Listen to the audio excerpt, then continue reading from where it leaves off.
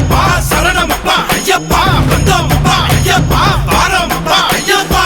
கார்த்திகை மாசம் 1ஆம் தேதி மனசு எல்லாம் சந்தோஷம்.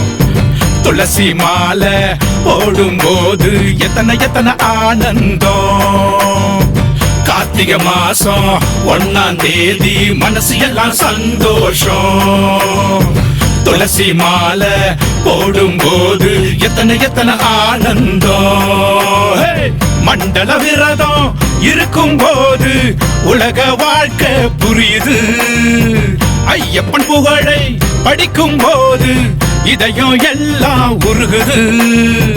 நல்லது நினைக்க நல்லது பேச நல்லது மட்டுமே நடக்குது. மகர ஜோதி பார்க்கும் போது புதிய வெளிச்சம் பிறக்குது. நல்லது நினைக்க நல்லது பேச நல்லது மட்டுமே நடக்குது. மகர ஜோதி பார்க்கும் போது புதிய வெளிச்சம் பிறக்குது.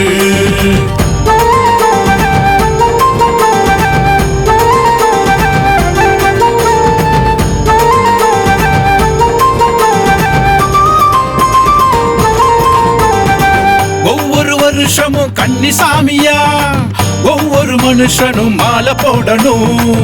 ஆசை என்பதை அடக்கி ஆளணும். ஞானி போலவே நாம வாழணும். குருசாமி சொல்லுறத கேட்டு நடக்கணும். மலைசாமி ஐயனுக்கு விரதம் இருக்கணும். எல்லோரும் விளக்கு பூஜை வீட்டில் நடத்தணும்.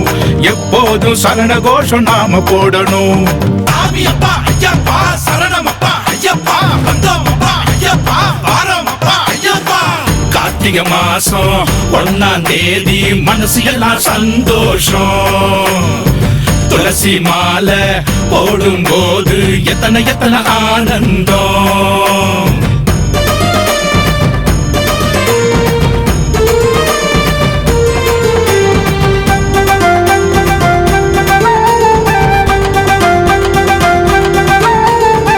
மனிதம் என்பதே புனிதம் என்றுதான் ஐயப்ப சாமியும் பாடம் சொல்கிறார். ஒவ்வொரு ஜீவனும் இறைவன் படைப்புதான். மனித நேயத்தை படிக்கச் சொல்கிறார். அன்போடு அன்னதானம் நாம செய்யணும். தர்மத்தை என்னாலும் சொல்லிக் கொடுக்கணும். ஆன்மீக பாதையிலே பயணம் இருக்கணும். அவதார சாமியிடம் பாடம் படிக்கணும்.